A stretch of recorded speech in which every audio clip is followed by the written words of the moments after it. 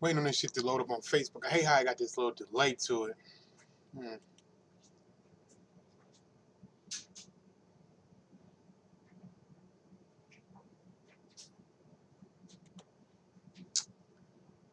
What is it? Here we go. Okay, it's coming on Facebook now. This is gonna be about a few things.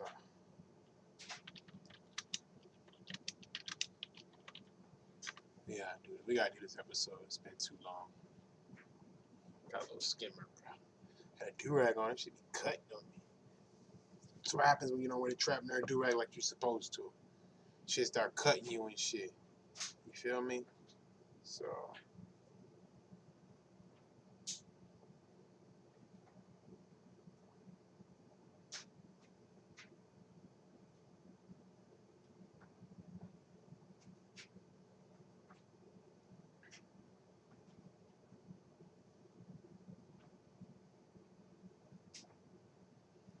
Alright, let's get to it. Alright, I'm ready. I'm sorry, guys. I'm sorry, but I'm not sorry, I guess. I had to take last week off. You know what I mean? Had to deal with a unfortunate. This shit gonna drive me up the wall. I'm about to put a little cocoa butter on my skin marker Buddha right here. A little cocoa butter right there. Where's he? I'm sorry, but I'm not sorry. I had to take last week off. I know y'all saw me. If you follow me on Instagram at itsxmarv, I was out in Philly over the weekend, but that week, I don't know if y'all know, I announced me and my wife was having another baby. Unfortunately, she lost that baby.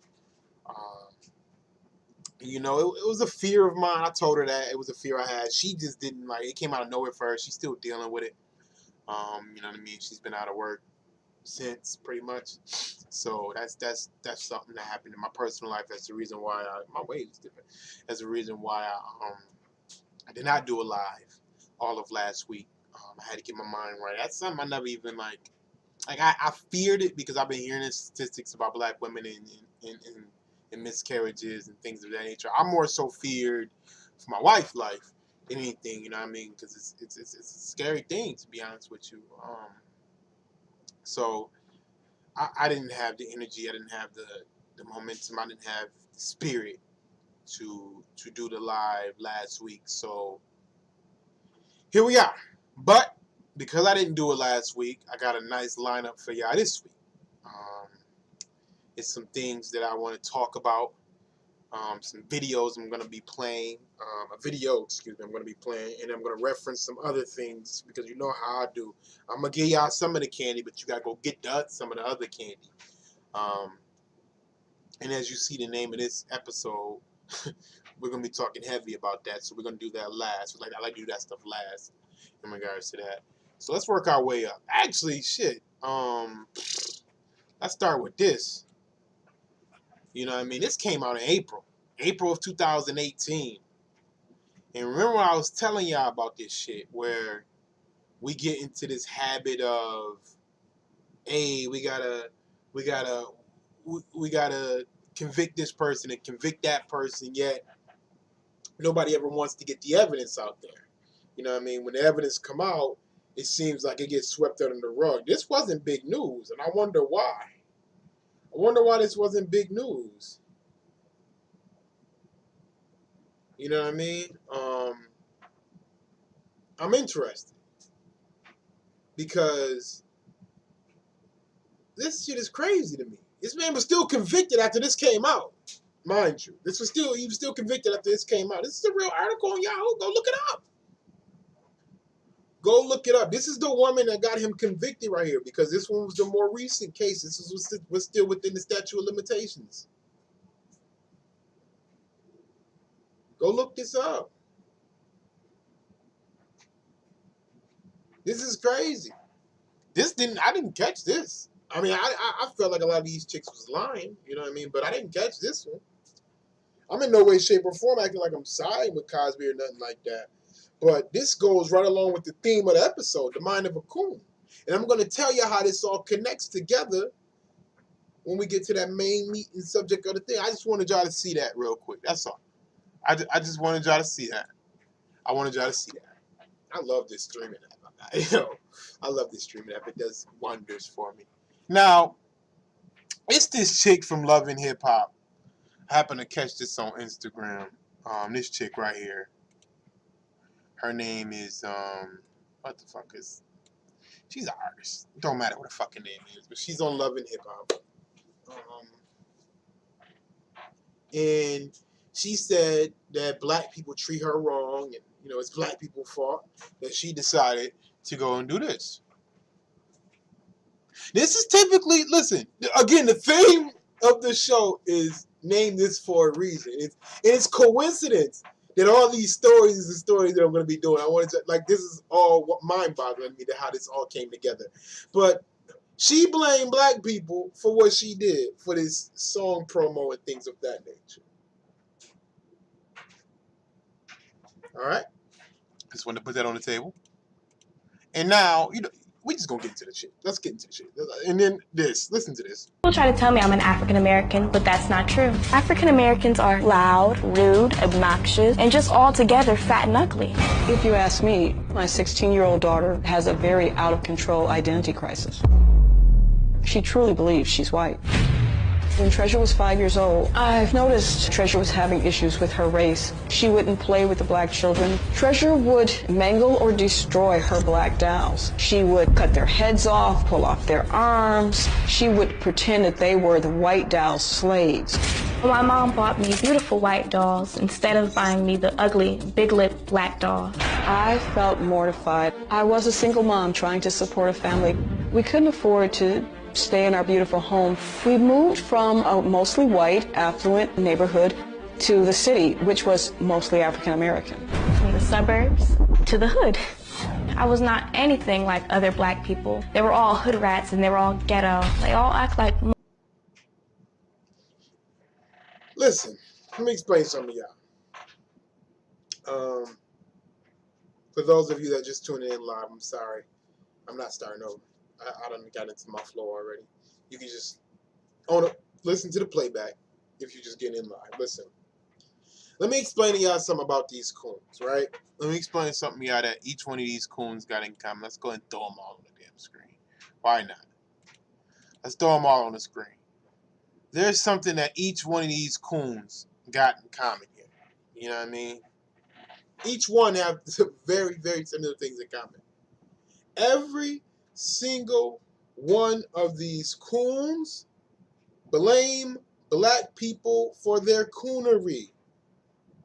Every single one of these coons blame black people for their cooning.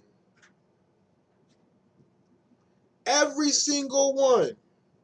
Bill Cosby was up here telling black people, you need to stop doing this. Don't curse in your comedy. Don't do this. He was lowbrow like a motherfucker towards black people. Bill Cosby was on that bullshit. This chick said black people is the reason why she did this to herself. And this little coon right here, this is a young coon. Right here. People try to tell me I'm an African American, but that's not true. African Americans are loud, rude, obnoxious, and just altogether fat and ugly. If you ask me, my 16-year-old daughter has a very out-of-control identity crisis.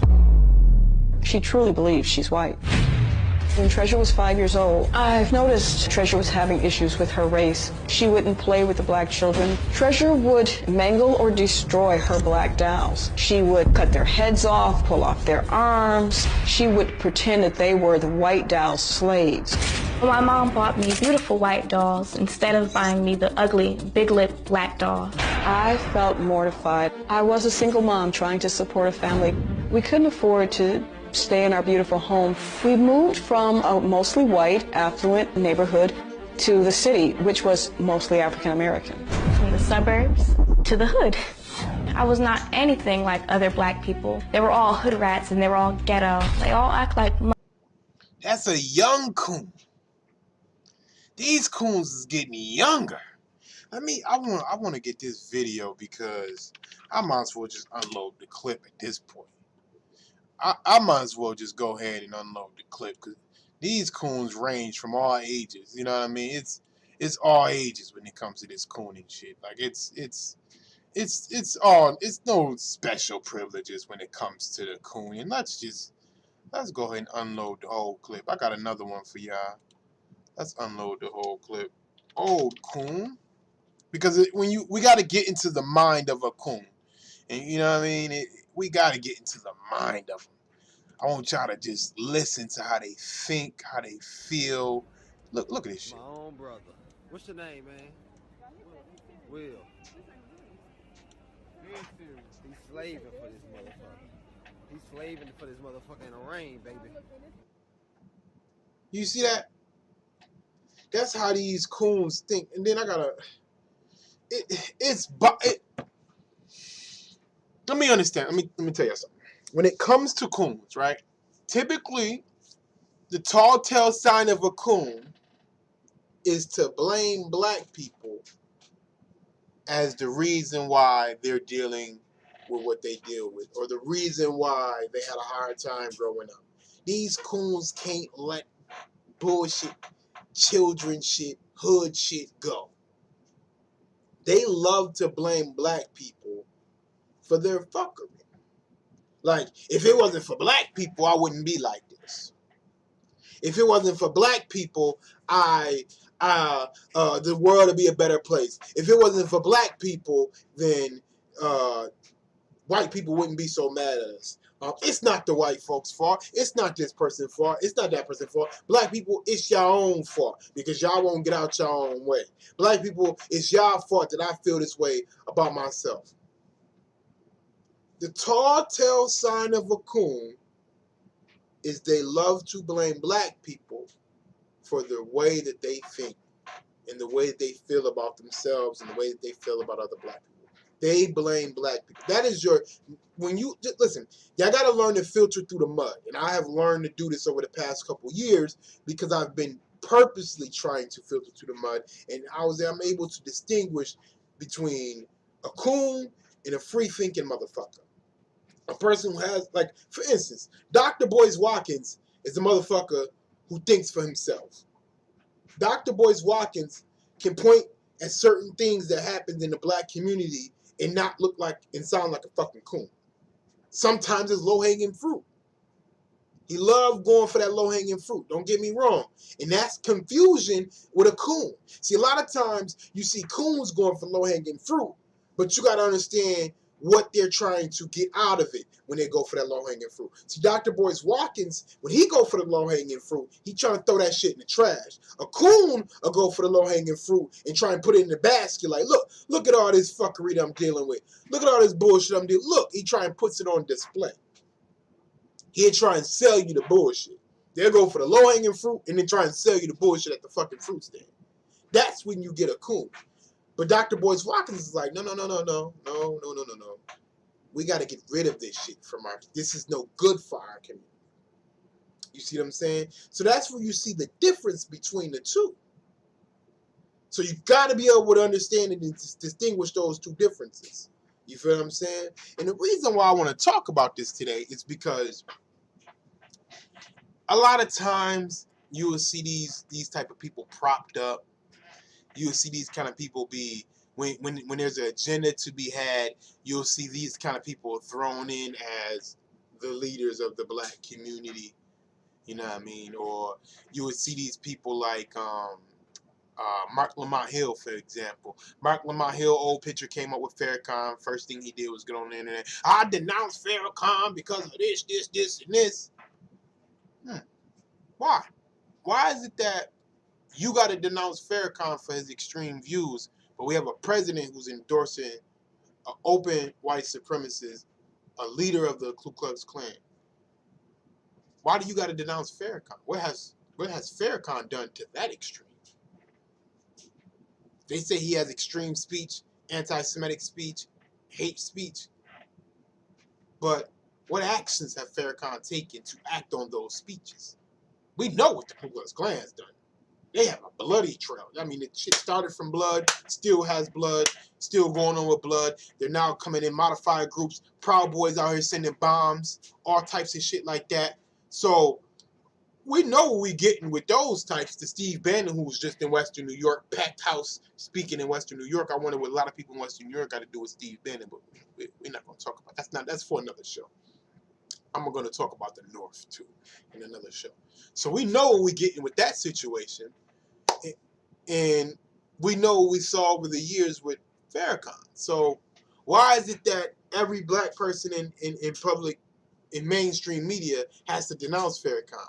Obama had to denounce Farrakhan. Mount Hill denouncing Farrakhan. A lot of people are denouncing Farrakhan.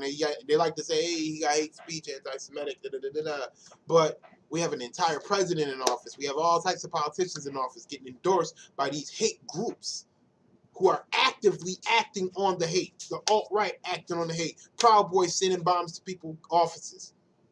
No one's denouncing them. No one is denouncing them by name. Why is it that it's only us getting shaken down saying, yo, you better denounce him, or this, that, and the third is going to happen, or some implied consequence is going to happen? Why is it just us? Who has Farrakhan hurt in the past 30 years? He hurt some feelings, but who has Farrakhan hurt in the past 30 years? And it's not saying I agree or disagree with Farrakhan views, because I don't agree with everything he say, but I do agree with some of the things he say of how we can better ourselves, how we can conduct ourselves as men, how we can bring up our family with pride, with honor, on some business shit. I agree with that part of this stuff that Farrakhan say, but I personally don't believe in hating people just because of what they are as far as religion, skin color, whatever the case may be. I believe in disliking people. Because I don't give people even that much energy. I believe in not fucking with people based off the energy they give off, based on the actions, based on things that they say. Because I take people for their word. Hey, you say you don't fuck with black people? I'm good on you. You know what I mean? You are here knocking black people heads off and not knocking off anybody else's heads off. That looks suspicious to me. You are here knocking off just whatever. You know what I mean? Whatever the case may be. So I take people on their actions. So that's how I feel in that situation. I don't ever just agree with one person on every single thing they say. It don't matter who they are. That don't mean nothing to me. It don't matter who you are, what skin color, it don't matter. I'm not just agreeing with everything you say. I'm going to listen. I'll listen to what you say. And once I evaluate what you say and I fact check what you say, then I'll agree with certain points. You know what I mean? I don't just agree with everything you say holistically. That's not going to happen. So when we speak about these coons like a Jesse Lee Peterson has openly said he feels like white people are better than black people just because they're white. That's just off the roof. That's jumping off the cliff cooning right there. That's just old cooning. That's some old fucking cooning shit. These motherfuckers have been beaten into submission. They have been beaten into submission, and they need to not teach these children that type of information, not teach these children that type of news, not teach these children that kind of anything. We don't want these motherfuckers near nobody. Let them die off like dinosaurs, because that's what the fuck they are. That's off the fucking cliff cooning. And that's the type of shit we cannot let be seeped into the black community as an okay thought process. Because that's not okay to think like that. There is nobody better than somebody based off their fucking skin color. Are you kidding me? You're not smarter because your skin. There's nothing about your skin that improves you. You're not improved by your skin. It doesn't work that way. Life don't work that way. You don't just walk in the door because you got a certain skin color, all of a sudden, oh, nigga, I'm next level. Oh, I'm this, I'm that, I'm this, I'm that. Can your skin enhance what you bring to the table? Yeah. Good skin can make you look good. But it ain't going to make you better than somebody. That's some bullshit. That's a bullshit way of thinking. And it's coons that think like, listen to this, y'all. This is a young coon. People try to tell me I'm an African American, but that's not true. African Americans are loud, rude, obnoxious, and just altogether fat and ugly. If you ask me, my 16-year-old daughter has a very out-of-control identity crisis. She truly believes she's white. When Treasure was 5 years old, I've noticed Treasure was having issues with her race. She wouldn't play with the black children. Treasure would mangle or destroy her black dolls. She would cut their heads off, pull off their arms. She would pretend that they were the white doll's slaves. My mom bought me beautiful white dolls instead of buying me the ugly, big-lipped black doll. I felt mortified. I was a single mom trying to support a family. We couldn't afford to stay in our beautiful home. We moved from a mostly white, affluent neighborhood to the city, which was mostly African American. From the suburbs to the hood. I was not anything like other black people. They were all hood rats and they were all ghetto. They all act like... That little girl went through hell. I already know her type. This is what happened. I'm going to give you a profile on her. This is what happened. She was a young woman in those suburban schools. Everybody was nice to her. You know what I mean? When life is good, everything is good. You know what I mean? I got nice kids. They nowhere near as angry as we was growing up. We grew up broke. My kids grew up middle class. You know what I mean? My kids don't need for nothing. You feel what I'm saying? My son told me today he think he the flyest kid in his school. They wear uniforms. That's the kind of shit he on. You feel me? So this young lady lost a young Coon. She can be fixed, but young Coon. She grew up in a she started school in a suburban neighborhood. What she said is white. You know what I mean? Predominantly white. Went to a predominantly white school. You know what I mean? Dealt with them white kids. Young now, because she moved out when she was 5. So young children of all ages, especially like 4 or 5, 3, 4, 5, 6, 7 years old, the motherfuckers is usually nice for the most part, right? So she dealt with them nice. They love her. Da, da, da, da, da. She gets older. She goes to that awkward. She's going through the awkward puberty phase where you get dogged. And in the hood, they got the best jokes. Oh my goodness, that girl probably went through hell. She hates you niggas. Listen, she don't like, I don't think personally, to be serious, to be on some real shit, I don't think she hates black people. She hates the ghetto because she's very specific. The fact that she calls all ghetto is the problem. You know what I mean? That's the problem. She thinks all black people are ghetto just because they're black. Again, here we go with that skin color thing. Stop just assuming just because somebody's a skin color that they're one way. You know what I mean? We're not a monolith. And the fact that she can just say that about black people, like she's like the beautiful white dolls, and I hate those black dolls with the big lips, and I'm looking at her with her big ass fucking lips, wide nose, gap teeth. What are you fucking talking about? She hate herself, yeah. She hate herself and she hate the way she looked. And the reason why she hate herself and she hate the way she looked, because every insecurity that you have in the hood, they will find it and they will chip away at it. They will chip away at it and chip away at it and chip away at it until you feel insecure about it to where you want to change it. See, I was called ugly when I was growing up. Bald head, gap tooth, big lips, everything. You know what I mean? But I was quick to fire back at it. You know what I mean? That shit ain't shake me, I don't think. Not that I can think of, you feel what I'm saying? I don't feel like it's shaking me or shaking my confidence. It may have happened, may have shaken me back then or whatever. I don't know. But today, standing today, I don't hate people because of what they said about me back then. I don't give a fuck. I don't hate an entire race because they were somewhat mean to me sometimes. Like I didn't have that kind of bullying issue growing up. You know what I mean? It just wasn't what I had to deal with. I saw it, and I saw the type of anger it brought out of people. Some people wasn't as strong-minded as I was. They wasn't able to rapid fire back. Some people were scared to get beat up. You know what I mean? I wasn't.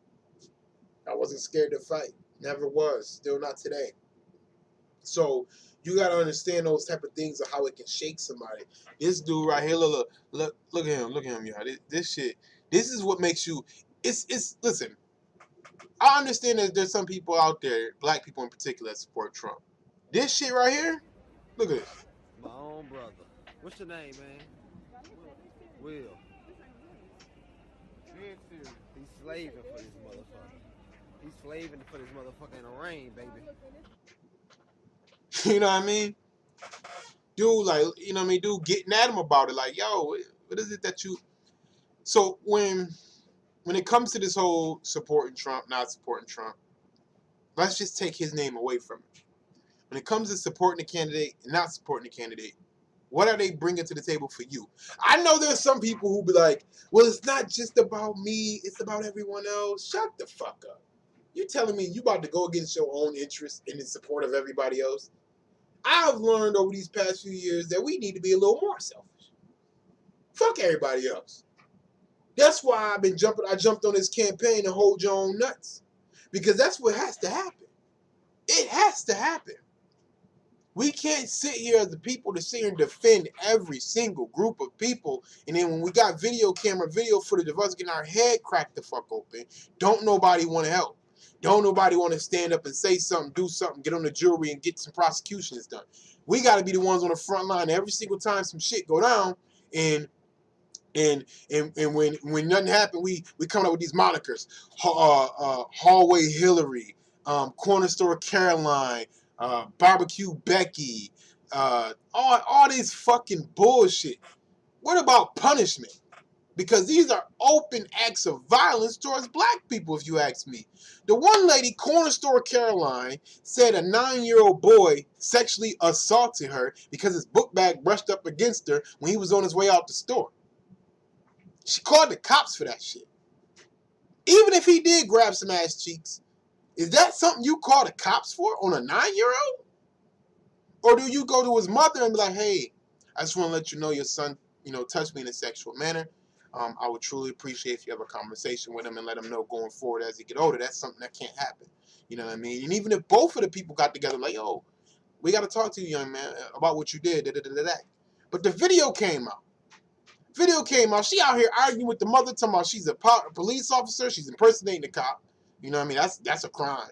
I personally, like, that kind of shit, we can't let that kind of shit slide. Me personally, I would have got violent.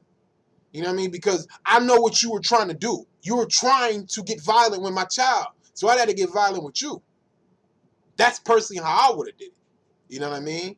When you can't, we have to protect our children. And then even the little boy, he was like, no, he don't forgive her because that lady crazy. She needs some help. And then we found out the mother works for the city, because this happened in New York City. We found out the mother works for the city. Now the boy up here apologizing, saying he forgive her. It sounded like he was coerced to doing that because he was on his dean when he was originally asked, do he forgive a woman? He was on shit like, no, hell no, I don't forgive her. I like seeing that. From a young 9-year-old talking that kind of game, you don't listen to this. You don't see no. Look at these motherfuckers. Look at this. Look at this dumbass. She grown ass woman. She ain't thinking like that. And we got 9-year-olds on that kind of shit. That's the kind of shit I love to see. You feel me? So again, when we speak about these coons, the key thing to realize, there are some people, some black people who are tired of the fuckery in the black community. I'm tired of the fuckery in the black community. I talk about this shit all the time. Fuck it. I don't give a fuck. I'm tired of the fuckery in the black community. But I know for a fact, all of us ain't like that. I know for the fact we got some fire in the black community. I know for a fact we dope, period. In our community, our culture is rich. Our culture is the most emulated. Our culture is the most envied. Fortnite is making billions of dollars off our culture. So you're not about to sit there and tell me our shit trash. She's talking about she got picked on because she was dark skinned. We do have a colorism problem in the black community. Let's not ever, don't play stupid. We're not going to play dumb now. But again, we have a colorism problem, but it ain't a monolith. Everybody ain't like that. You feel me? Everybody ain't like that. Who broke her heart? That she felt like she need to go all the way is.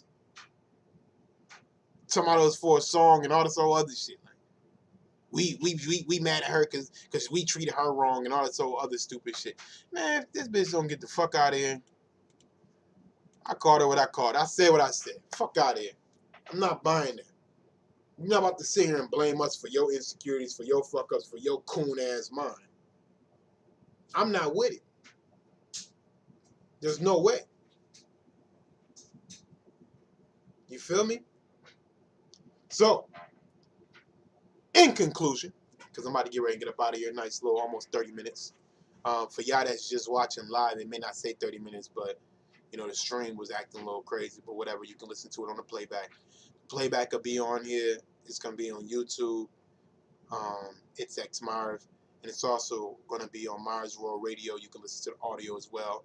So for those of you that aren't watching it, you're not going to be able to see the pictures, but that's fine. Just go check out the audio or whatever. I mean, go check out the video on YouTube, whatever. Because I want to get y'all more on YouTube anyway, because that's where it's at. So, in conclusion, again, to understand the mind of a coon, the first sign, if you want to definitely know, like, if you want to say, hey, is this person talking objectively if they're a coon? Realize who they're blaming for their thoughts. If they're blaming black people for their thoughts, then It's a coon.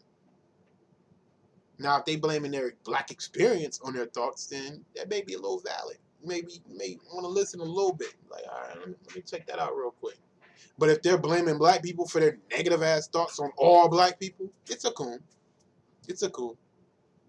You don't have to soft shoe it. You don't have to tap dance around it. You ain't got to do none of that. It's a coon. And call the coon out if you feel the need to engage. I do. I go straight to the point. Man, I'm like, yeah, if you don't get the fuck out of here with this stupid shit. I said that to that chick. This one. Saw her on one of these blog sites. This one right here. Told her straight up, get the fuck out of here with that stupid shit. I don't believe you. Just like, yo, y'all see that story where the little kid, they say he invited 32 of his classmates and nobody showed up? I don't believe that story. I believe that's a fake ass story. I believe the mother took a early picture before everybody got there and made it seem like she wanted to get some love for her child, get some sad likes for the child. You know how people like to cry on the internet and shit like that. She pulled that shit because I wouldn't have posted it. I'd have been posting, fuck all y'all. Y'all RSVP to my son party, ain't show up, got him looking crazy. Fuck all y'all. I'd have been on some shit. You know what I mean? She trying to post for some sympathy now. She getting some Phoenix Suns tickets. And she got a little joint where you can send the gifts off. She trying to cash in real quick. You know what I mean? Like a smash and grab mentality. Because when the story come out that the bitch was lying, everybody going to be like, oh, she tricked us. No. I'm not falling for that. I don't believe her. You know what I mean? I don't believe her. Because if you had people RSVP, you knew they wasn't coming. They all somehow coerced this. Maybe your son's an asshole. I don't know. I don't know. Maybe he's an asshole in school and nobody like his ass. And they say, hey, let's RSVP and fuck his party up. I don't think no parent's that damn vindictive. You know what I mean? So, when the story comes out, y'all can come back to this and be like, yo, on Mind of a Coon, Marv said this. So, you know, again, I appreciate y'all. Yes, I believe the first step to improve the community is for us to stick together. That's a fact. That's 100% fact. Problem is we be arguing over arbitrary shit. It's that intersectionality bullshit that we be arguing over. Oh, I'm black, but I'm Christian. I'm black, but I'm Muslim. I'm black, but I'm gay. I'm black, but I'm trans. I'm black, but I'm homophobic. I'm black, but I'm trans. Like, we got all these but bullshit going on that we can't seem to get this shit together. First and foremost, we need to understand we're black in America. Let's deal with that shit first. And then, once we handle our shit in America, then we can go ahead and go into our certain sectors and certain individual groups and things of that nature and get that community together. I'm black, but I'm a feminist. I'm black, but like, we got a whole bunch of but I'm this, but I'm that. First and foremost, you're black. We need to protect our community. We need to strengthen our community, first and foremost. You know what I mean? That's the most important thing we need to do as a community. Each community has their right to strengthen their own community. You ain't got to be hateful in the process, and you ain't got to be so accepted in the process either. You can go either way. But first step is each community needs to take care of themselves. Take care of yourself so you ain't got to depend on nobody. We ain't out here begging for every goddamn thing. You feel me? But thank you for that comment. I appreciate that. But I'm going to get up out of here. I'm going to see y'all next week. We're going to be right back at it. I'm going to start picking a consistent day. I would love to pick one consistent day. Maybe Wednesday works. Because that's the day I don't have to go to school. You know what I mean? Something like that. Maybe that works. We'll see. I want to pick a consistent day so I can make sure y'all know what day, what time to get at me. Because I just literally come home, knock out my homework, and then boom, I'm right on. So I appreciate y'all tuning in. I hope to see y'all next week. Hit me up on all social media at itsxmarv. I'm on Snapchat, Instagram, all that. itsxmarv is right up there. Right there. All social medias.